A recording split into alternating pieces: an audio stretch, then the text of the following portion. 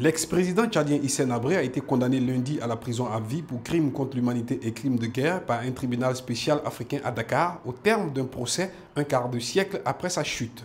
La Chambre conclut, après avoir apprécié la gravité des crimes commis, compte tenu de la situation personnelle de Hissène Habré, que les circonstances aggravantes l'emportent nettement sur les circonstances atténuantes. En conséquence, Hissène Habré, la Chambre vous condamne à la peine d'emprisonnement à perpétuité. Dit cependant n'y avoir lieu à la confiscation des biens saisis. Hissène Habré, la Chambre vous informe que vous disposez d'un délai de 15 jours à compter de la date du prononcé de ce jugement pour faire appel de la décision conformément à l'article 360 du Code de procédure pénale. Ce procès est le premier au monde dans lequel un ancien chef d'État est traduit devant une juridiction d'un autre pays pour violation présumée des droits de l'homme. Une commission d'enquête tchadienne estime le bilan de la répression sous le régime d'Hissène Habré à quelques 40 000 morts, dont 4 000 identifiés nommément.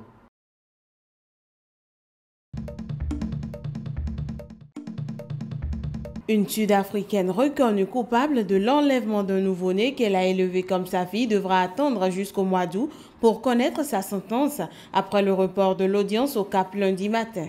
Le monde ne peut pas nous tenir pour responsables de ce que cette dame traverse. Elle est entre les mains de la justice et la loi doit faire son travail.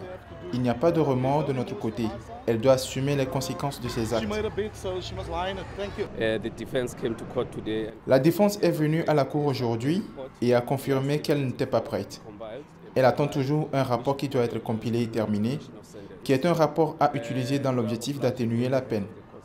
Nous sommes obligés d'attendre et nous sommes entre les mains de la cour et donc nous avons accepté le report.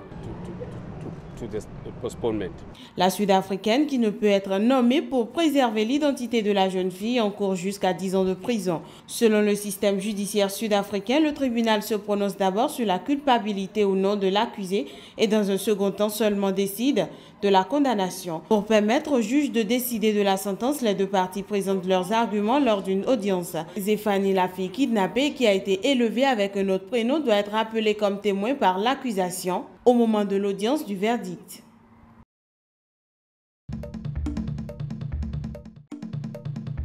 Comment un homme peut-il en arriver à tomber amoureux d'un instrument de musique originaire d'Afrique?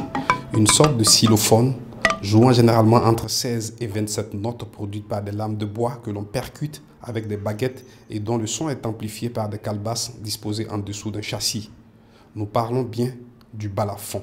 La réponse, c'est toute une histoire qui peut se résumer ainsi. Soumaoro Kanté, considéré comme inventeur, en tout cas détenteur de l'instrument, 1200, battu par Sundiata Keita qui récupère l'instrument et qui le confie à Faseke Kouyaté en gardiennage, et ça continue jusqu'à aujourd'hui. Étroitement lié à l'histoire du grand empire mandingue, le balafon s'est exporté plus loin au fil des mouvements des peuples pour se retrouver au Tchad, au Congo même. Le Bénin a son balafon avec ses spécificités, avec son histoire.